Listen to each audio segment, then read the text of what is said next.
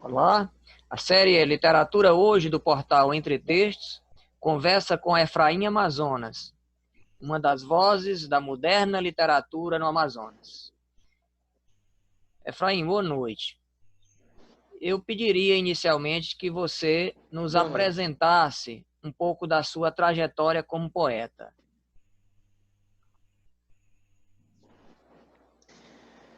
Bom, o meu primeiro livro, Algum Verso, foi lançado em 1993.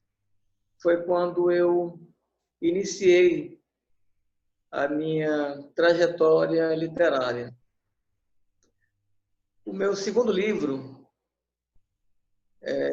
foi o Engenharia do Tempo, publicado no ano de 2000. O terceiro livro foi Estação dos Espelhos, lançado em 2002. Após isso, decorreu um tempo considerável, até hoje, ano de 2020, onde eu estou lançando o Poemas de Agosto, que é o meu quarto livro. Quando você se põe a pensar na sua trajetória com a palavra, quando você faz esse retrospecto dos livros do passado até chegar ao livro que você lança agora, o que mudou significativamente em teu fazer, principalmente do que diz respeito na voz poética que se pronuncia em teus textos? Bom, com absoluta certeza, houve de lá para cá um processo de maturação do fazer literário, não é? Outro dia eu estava relendo o meu primeiro livro e verifiquei justamente isso que você falou, não é? Você faz uma retrospectiva e relendo primeiros poemas do meu primeiro livro lançado em 1993, o Algum Verso, você nota hoje o quanto o fazer literário, como eu falei anteriormente, ele passou por um processo de depuração, né? Uma coisa até esperada de qualquer escritor que inicia um processo na literatura, se empenha nesse processo e, a partir daí, passa a erguer suas construções escritas, não é? Então, eu noto nitidamente, principalmente nesse quarto livro, esse amadurecimento. Efraim, esse processo de depuração, de amadurecimento, ele foi provocado mais pela reescrita, pela vivência da construção poética em si, do fazer poético, ou ele foi mais enormemente influenciado pela incorporação de leituras? O escritor, ele procura sempre conciliar a prática de escrever com a prática de ler, mas para alguns, o ato de escrever, ele ganha uma autonomia de tal maneira que o escritor, por mais que leia e veja processos e formas diferentes em outros escritores, procura não se deixar influenciar. No seu caso, esse processo de depuração da voz poética foi um processo do labor em si de escrever, ou da incorporação de leituras, ou as duas coisas se fizeram presente de igual modo?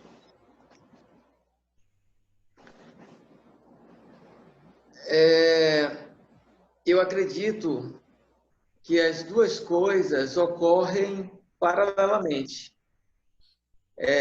Tanto o amadurecimento a partir da vivência pessoal, acompanhado por um processo sério de leituras sistemáticas.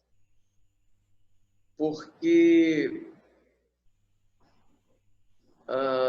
esses dois elementos, acredito, eles devem caminhar sempre num paralelo.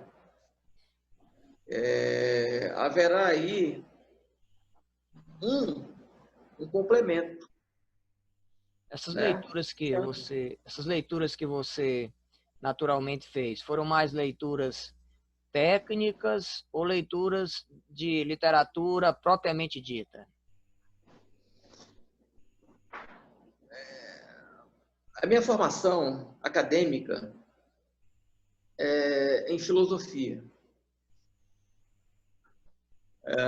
O que me deu uma grande visão estética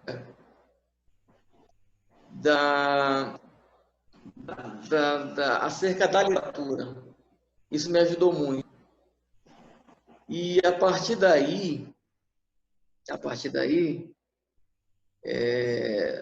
esse complemento, ele me ajudou, a leitura filosófica me ajudou muito a entender o aspecto estético da obra de arte literária.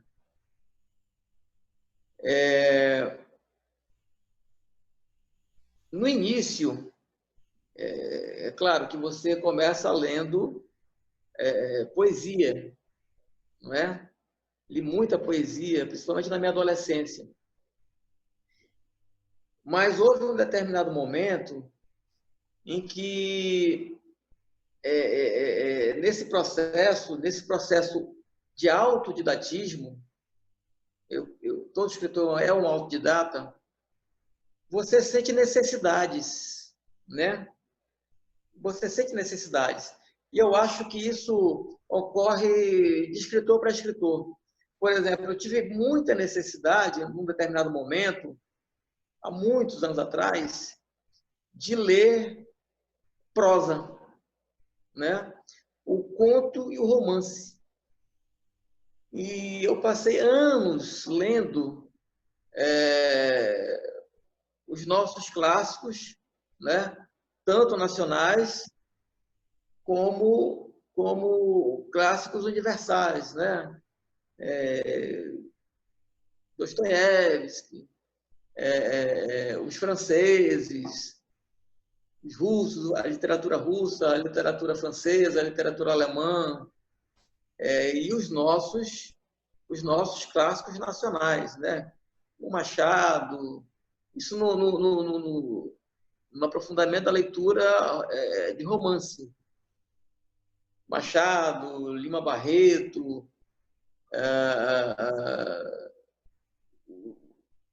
o que me vem agora, partindo para a atualidade, Dalcídio de Janandi, Josué Montelo, o nosso Milton Atum, um escritor muito significativo daqui de Manaus, Antístenes Pinto, Arthur Ingrácio. Então, e essa leitura da prosa, né, caiu como um complemento para esse enriquecimento do conhecimento da literatura, né? E isso, num processo interno,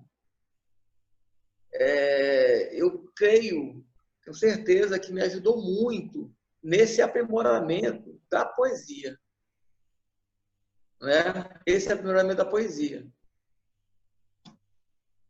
Você diz a criação do gosto pelo texto com valor estético, a compreensão da linguagem como fenômeno estético, né? Nesse sentido que você diz, né? É isso, no sentido de que a leitura da prosa também ajudou a fazer poesia, né? Isso é nesse sentido da descoberta da linguagem como fenômeno estético, né? É nesse sentido, né?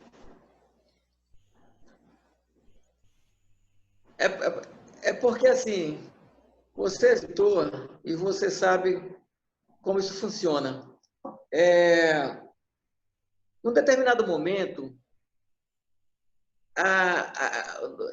no processo que ocorre com os escritores, a coisa ela passa a não ser muito conceitual, ela passa a ser mais perceptual, entendeu? Então é uma dinâmica fantástica que ocorre no interior de um escritor, não é? Ele ajudou a compreender de que maneira as associações constroem percepções, né? Acho que nesse sentido que você está colocando, né? Ajudou a aprimorar o seu Exatamente. sua percepção. É uma rede fantástica, né? De entrelaçamentos, né? De interações na formação de qualquer escritor. Eu penso que eu sou um poeta, mas eu não posso me restringir a ler somente os outros poetas, não é? Eu tenho sim, e como eu falei anteriormente, isso nasceu de uma necessidade, né? Isso há muito tempo, de ler prosa, né? De ler o romance, de ler o conto, né? E isso foi fantástico no meu processo de criação. Se você tivesse, Efraim, que definir sua poesia em uma imagem, em um verso, que imagem ou verso seria esse? Qual aquela imagem assim mais recorrente de sua poesia? Nós enquanto leitores de poesia, lemos muito regularmente, observando aquela imagem que é recorrente no poeta, para a partir daí, muitas vezes, chegarmos até a cosmovisão de mundo daquele poeta, ou o elemento central da cosmovisão daquele poeta. No caso da sua poesia, você como leitor de si mesmo, qual é, em essência, aquela imagem que poderia representá-lo enquanto versejador?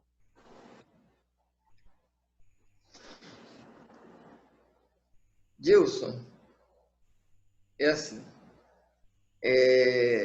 na literatura contemporânea, nós conseguimos visualizar as influências, a carga de influências dos estilos passados, né? De todos os estilos passados, né? Então, você pode visualizar nos meus poemas a presença, por exemplo, do surrealismo, não é? É claro que numa nova roupagem contemporânea, etc. Então, esses ecos da tradição literária, eles estão presentes. Mas um que eu noto muito presente nos meus textos é um eco barroco. Um eco barroco. Claro e escuro.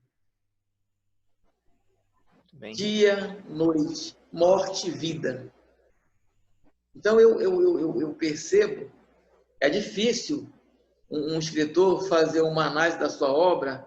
Eu muitas vezes, eu não me arboro isso, porque, apesar de ter lido teoria literária, mas eu não entro muito nesse campo porque não é muito o nosso labor, né? Deixa para o Isso, leitor, né? Porque ele efetivamente é quem vai construir os sentidos, né? O leitor exatamente. que é É o um outro trabalho. Nós temos outro trabalho. Então é difícil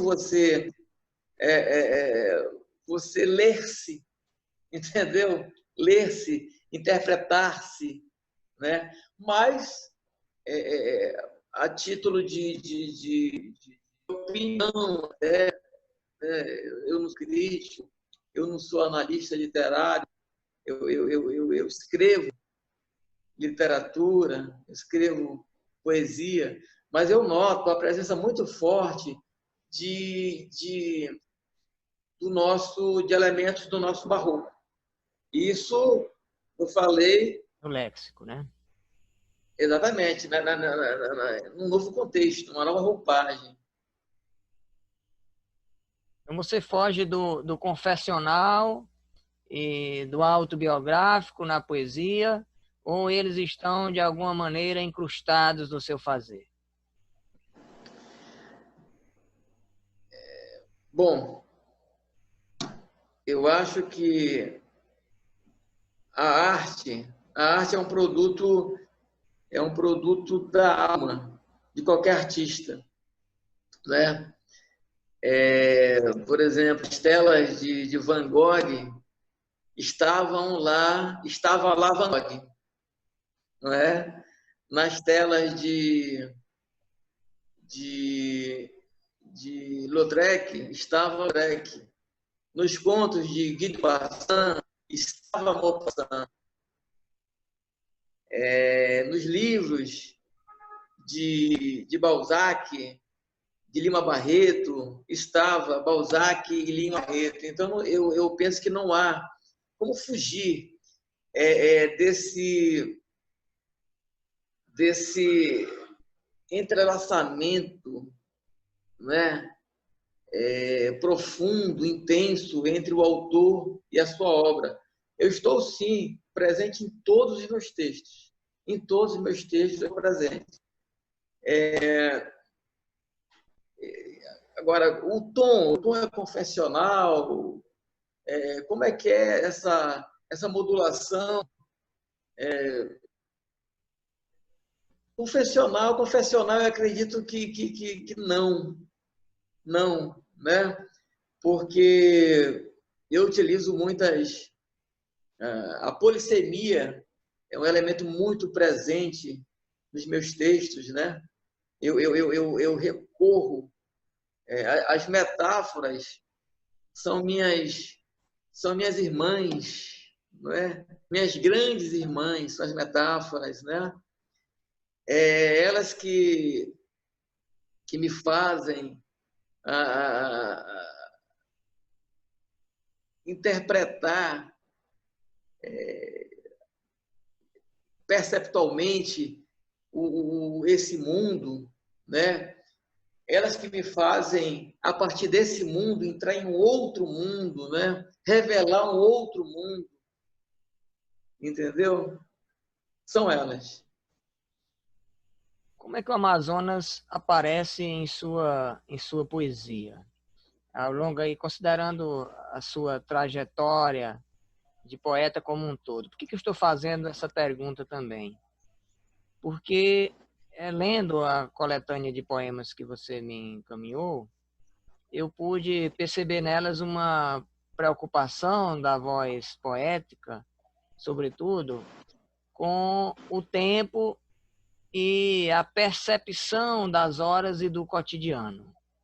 Então, isso me pareceu um aspecto que guia, que é o grande eixo em torno do qual os poemas vão sendo construídos, né? Revelando aí a presença, de alguma maneira, da metafísica. Então, o Amazonas em si, pela sua grandiosidade, pela sua beleza em si, que essa região encerra, de que maneira ele se incorpora no seu texto, ou não se incorpora? Bom, eu acho que aqui ocorre duas ambiências, né? Nós temos a floresta e nós temos a urbe, né? E eu me considero um escritor da urbe, né? Da urbe. Essa temática mais regionalista, especificamente, de fato, ela não está presente nos meus textos, né? Agora, no espaço da urbe, aí sim eu me desloco para o universal, né?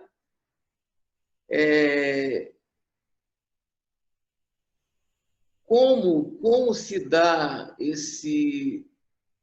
essa partida, não é? Como se deu, como se dá essa partida, esse deslocamento espiritual do individual para o universal, né?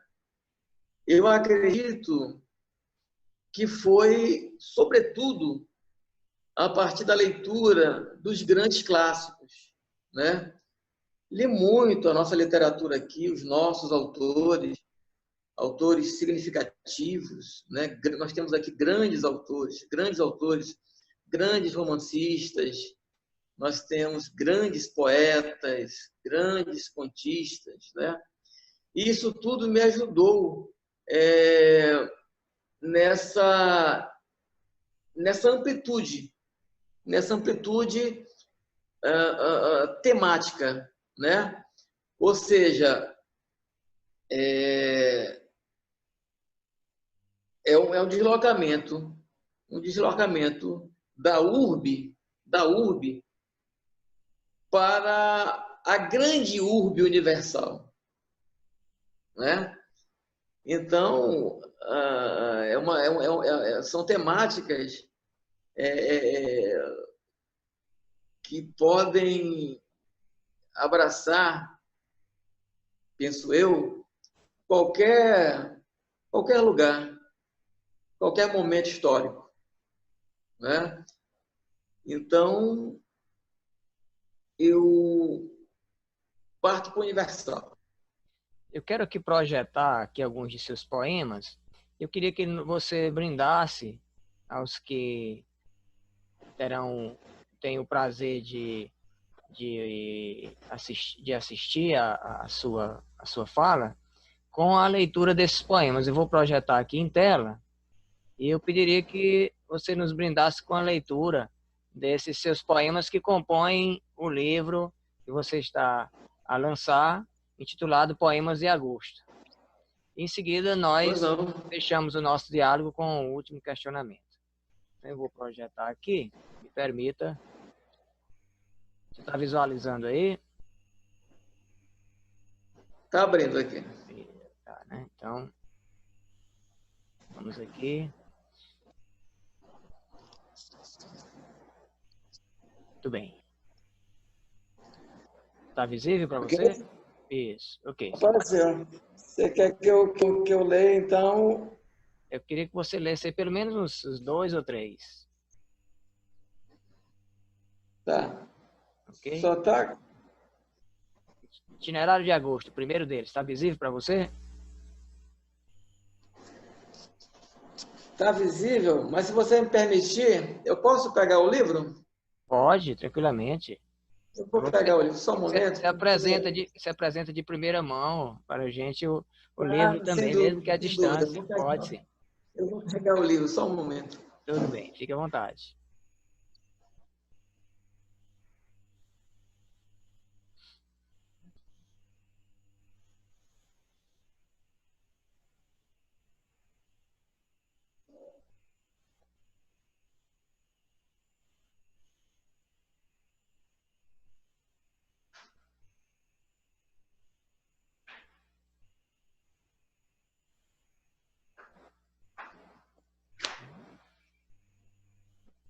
Aqui está na página 15. Eu não sei se é a mesma página do livro, né? Esse é Itinerário de Agosto, que é o poema de abertura do livro, né? Sim, sim. Isso. Ok. Itinerário de Agosto. Aliás, Dilson, o Itinerário de Agosto, ele é uma espécie de prefácio poético do livro, né? Sim. Itinerário de Agosto. Sigo solitário à sombra do mundo. Nenhum pássaro me circunda e nuvens escuras não ameaçam o que ora lhe escrevo. Agosto virá em novas formas e um desejo contido em meu desencadeará uma nova fábula em angélicos cantos. Estou só neste caminho, onde os horizontes todos reunidos parecem renunciar a mim, e a bebida que da mente se assenhora como um gigantesco ciclone em mar alto, destituído de azul. Revejo alguns amigos, e cada um me revela suas náuseas esquecidas, que apodrecidas ressurgem a um sol claro. Árvores, praças e cidades escondem seus monumentos de cores e vozes mútuas que agora se fazem nítidos no sonho. Bem. Um poema que revela bem essa relação paradoxal da qual você falava no início da sua fala, né? E diga-se de passagem, agosto é o mês que nós temos a impressão que é o mês que demora mais a passar, né? E nós temos aí no adágio popular a associação de agosto como um mês negativo, né? Como um mês em que Sem dúvida. acontecem tragédias. No imaginário popular nós temos uma visão muito negativa do mês de agosto, né? E aqui você projeta exatamente, você começa, a voz lírica começa anunciando uma ideia pessimista, mas esse pessimismo ela vai se convertendo em razões para o otimismo, né? Nós temos essas duas categorias de sentido aí, o negativo que se transforma em positivo, né? Através aí desse conjunto de imagens aí que você vai projetando, né? Revejo alguns amigos e cada um me revela suas naus, seus destinos, como queiram ler. Esquecidas, que apodrecidas ressurgem a um sol claro. A imagem que você tem, né? Do navio apodrecido que agora começa a ser iluminado, né? Começa nele um reflexo de alguma esperança, né? De um renascimento, né? Então você poderia ler aí mais uns dois poemas, vamos avançar? Você poderia ler aqui Poesia Bom, sob o Sol? assim. Poesia sob o sol, né? Sim. Poesia sob o sol. Página 28.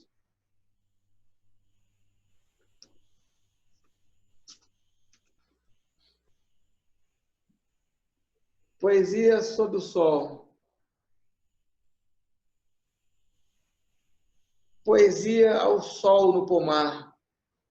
A relva silencia ao céu cigano. 3 manhãs aguardam e pássaros já cantam para a madrugada sobre o campo limpo.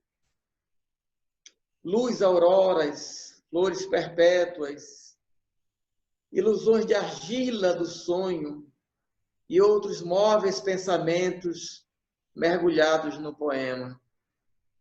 Olha a presença viva aí da natureza na poesia, né? Da natureza nesse sentido universal, né?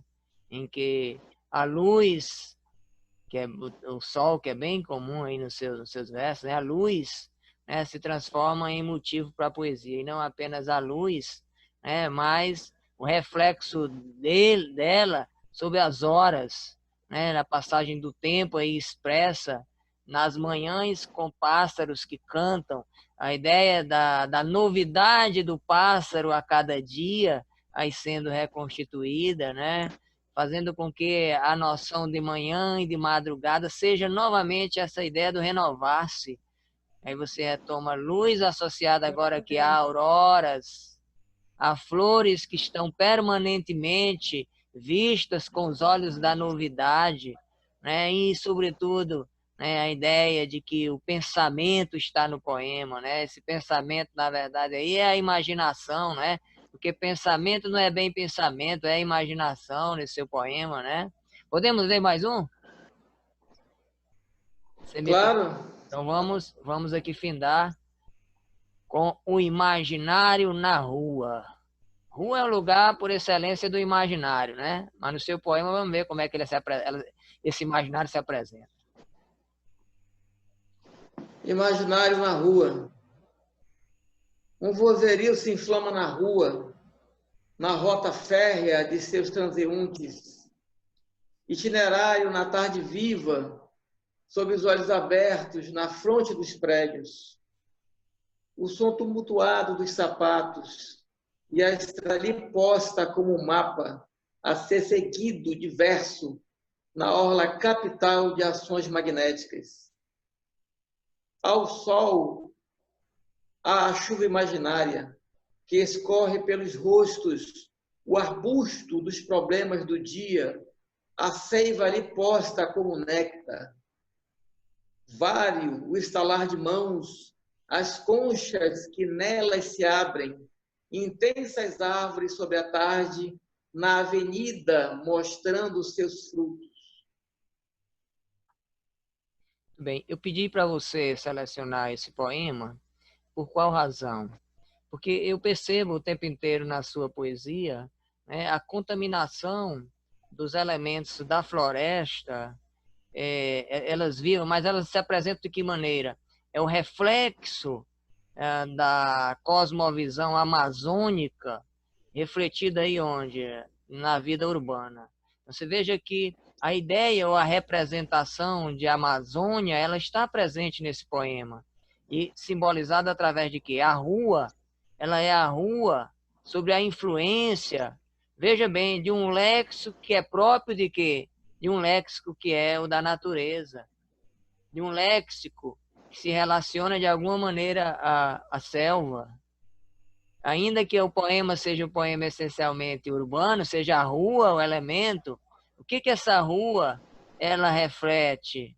Veja bem, ela muito mais do que o tumulto dos sapatos, muito mais do que a rota férrea dos transeuntes, a ideia da repetição aí, do movimento intenso, nós vamos encontrar exatamente o que? Arbusto, seiva, néctar, conchas, intensas árvores sobre a tarde. Veja que esse verso, ele praticamente ele abrange todo o poema. É como se tudo estivesse contido dentro desse verso. Intensas árvores sobre a tarde. Então, essa poesia que é árvore, que é agosto, que é tempo, e que eu acho que diz muito da condição de quem está aí como você em Manaus. Então, eu agradeço a você pela possibilidade do nosso diálogo e eu pediria que você, então, encerrasse as suas palavras dizendo o que representa para você agora esse novo livro, que é Poemas de Agosto. Em geral, o escritor tende a dizer que o seu melhor livro é o mais recente que ele escreveu, né? Porque está vivo nele o afeto, está vivo nele tudo aquilo que se relaciona com aquele livro. Então, se alguém pergunta ou tem a ideia do escritor, a ideia do escritor está sempre representada pelo último livro. Então, o que representa para você Poemas de Agosto? Poemas de Agosto, eu acho que ele é um elemento substancial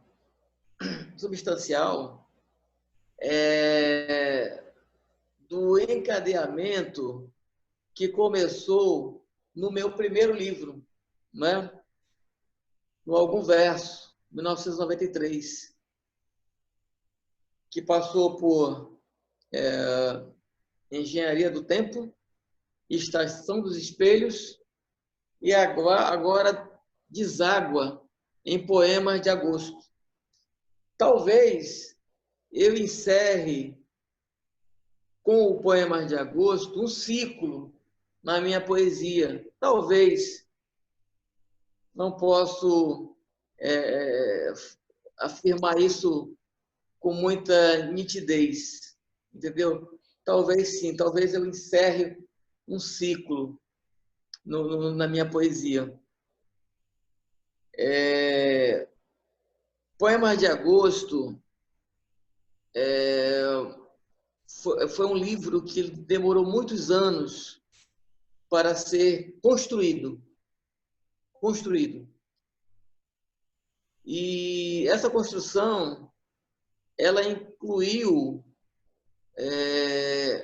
aquilo que nós falamos no início desse nosso colóquio. A minha vivência pessoal e o meu aprofundamento nas leituras, né? Então, esse paralelo, ele está muito presente neste quarto livro, que encerra um ciclo, a meu ver, na minha poesia. É um livro denso, é um livro de muitas faces, é um livro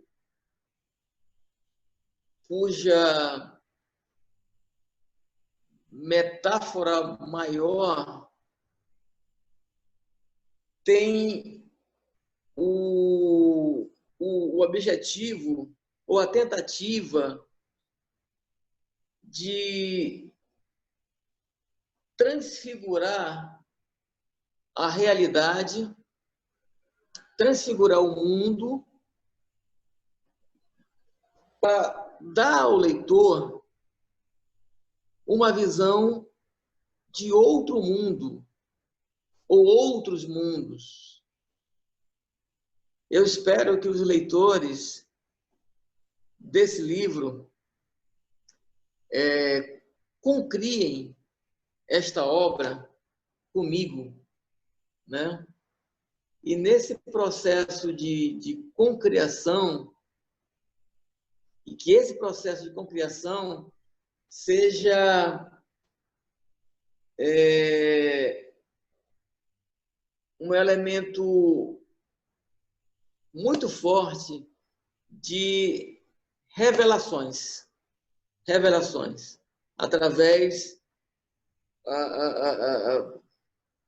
dessas imagens pelas quais eu captei esse mundo e pelas quais eu adentro outros mundos. Portal Entre Textos, através da série Literatura Hoje, agradece ao poeta Efraim Amazonas e deseja sucesso no lançamento e na circulação do novo livro. Muito obrigado e até breve. Obrigado, Dilson. Obrigado.